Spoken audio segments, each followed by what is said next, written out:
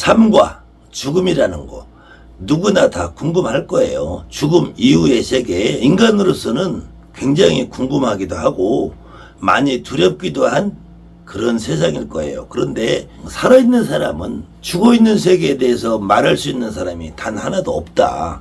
정확하게 얘기할 수는 없다. 다만 그것이 경험적으로 느껴질 수 있는 사람들은 그래도 무당밖에 없지 않는가. 사후세계를 말하면서 이 저승사자에 대한 얘기를 하는 사람들이 있어요. 저승사자라는 말은 저승에서 이 죽을 사자 쓰고 이게 사람 자자, 놈 자자를 쓰는 거는 죽은 사람이라는 말이 아니고, 저승사자를 이렇게 쓰는 것이 아니고 이게 하여금사인데, 하여금사라고 하는 건데, 이게 누구누구로 하여금 무엇을 하게 만들다 해서 시킴을 받다. 시킴을 받다라고 해서 내가 능동적으로 스스로 무엇을 하는 것이 아니라 어떤 누구의 명령에 의해서 행동을 하기 때문에 이걸 보통 우리가 심부름꾼이라고 표현해요. 심부름꾼이라고 그래요. 저승사자란 말은 이때 저라는 것은 이 저쪽이 말이에요. 저쪽. 승이라는 건 생을 말하는 거고, 저쪽 세상, 이승 저승 할 때 이 세상 저 세상, 이 세상 저 세상, 저승이라고 하는 건데, 저승에서 있는 심부름꾼이다. 심부름꾼. 그래, 이 심부름꾼은 누구의 심부름을 할까? 누구의 심부름을 할 것이냐? 10대왕의 심부름을 한다. 10대왕이라서 제일 전에 징왕대왕, 제일 전에 초왕대왕, 제3조 이렇게 하는 10대왕을 하는데, 어떤 사람들은 또 염라대왕의 심부름을 한다. 제10전에 10대왕이 있으면은 제5전에 염라대왕의 심부름을 한다고 생각을 하는데, 원래는 이 10대왕의 심부름을 해요. 10대왕. 근데 이 10대왕이라는 존재도 사실은 잘 몰라요. 그리고 저승사자라는 이야기를 하면은 얼마 전부터, 과거에는 그러지 않았는데 얼마 전부터 이 TV나 영화가 이제 보편화되면서 TV나 영화 속에서의 저승사자의 모습, 이렇게 검정색 가대에 검정색 도포를 쓴 모습으로 그려져요. 그런데 이 가시라는 것도 이게 조선시대 문화예요. 그리고 이 도포라는 것도 조선시대 문화예요. 더군다나 이 갓도 태조 이성계나 조선시대에 관련된 드라마를 보면은 조선 초기에는 지금처럼 이렇게 이 말총으로 만든 갓이 없어요. 이 말총으로 만든 이렇게 멋지게 막 팽팽하게 만들어진 이 갓은 조선 중기쯤을 해요. 조선 중기쯤에만 하고, 이게 고려시대만 해도 이 갓이 없어요. 이런 갓이.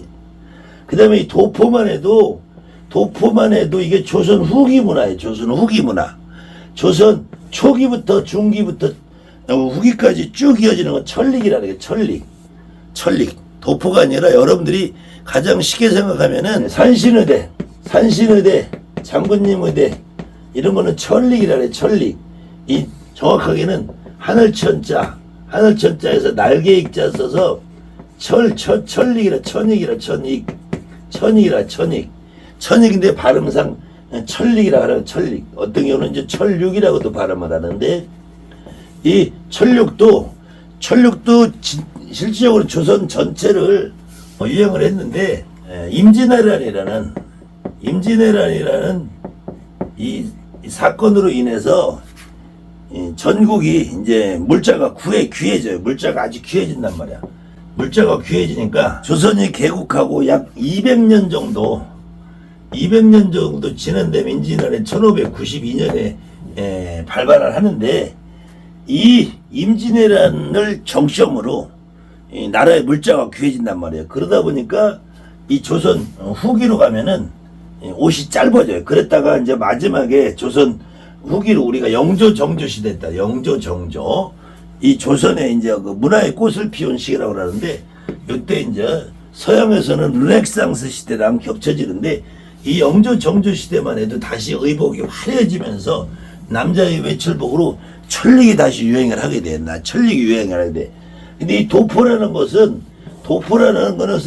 지금 이런 역사적으로 살펴보면은 조선 중기에 잠깐 유행을 하는 것이고, 그 이후에는 남자들이 집에서 평상복으로 입는 거야. 고려시대만 해도 이 도포나 천릭이 이렇게 생기지 않았어요.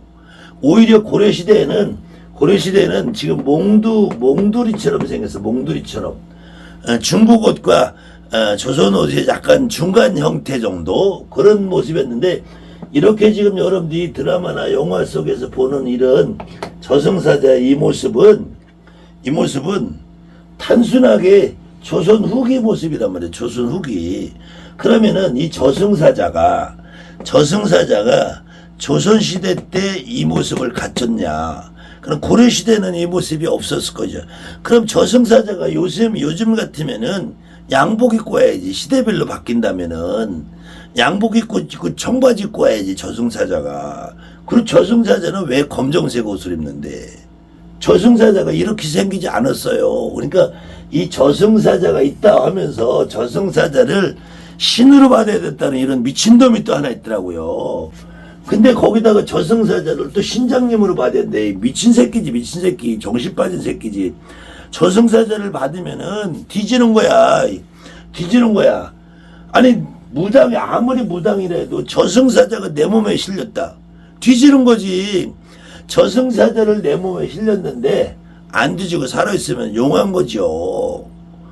저승사자를 내 몸에 실른다는 게 말 같지도 않은 소리를 해야지. 간혹 이런 엉뚱한 이야기, 이건 정말로 소설가예요. 소설가. 이게 무당이 아니라 이런 소설가들, 이런 놈들이 무당판을 휘젓고 있으니까 지금 대한민국 무당계가 이렇게 썩어가고 있는 거예요. 그런데도 불구하고 이런 쓰레기들한테 가가지고 더 인생을 낭비하시는 분들이 계시니까 정말로 안타까운 마음입니다. 이런데 제발 속지 마세요. 저승사자가 이런 모습으로 온다. 아니에요.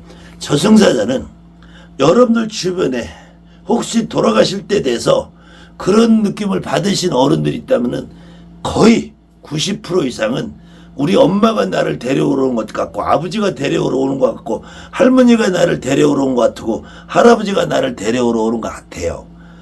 이렇게 세월호 사태나 이태원 사태나 오송역 사태처럼 급작스럽게 돌아가신 분들은 그 데려오는 느낌을 내가 전달해 줄 시간이 없기 때문에 그래. 근데 병석에 오래 누워 계시고 장기간 병석에 누워 있다가 노환이나 병환으로 60, 70, 80, 90 이렇게 돌아가신 분들은 거의 대부분 어젯밤 꿈에 아이고 우리 엄마가 날 데리러 오고 아버지가 나를 가자고 하더니 내가 아무래도 죽을 때가 된가 보다.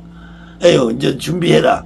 이렇게들 말씀하시지 이렇게 검정색 옷에 검정색 도포를 입고 오지 않아요. 이런 모습은 영화나 드라마를 너무 많이 보신 분들이야. 그런 분들은 소설가 데뷔해야지 왜 무당 노릇 하고 있냐고. 등신아 정신 차려. 서두에 말씀드린 것처럼 죽어보지 않은 사람은 저승의 죽음의 세계에 대해서 함부로 입을 열 수가 없어요. 다만 무당들은 직접 내 몸으로 조상을 느끼잖아. 내 몸으로 조상을 실어서 볼 수 있잖아요.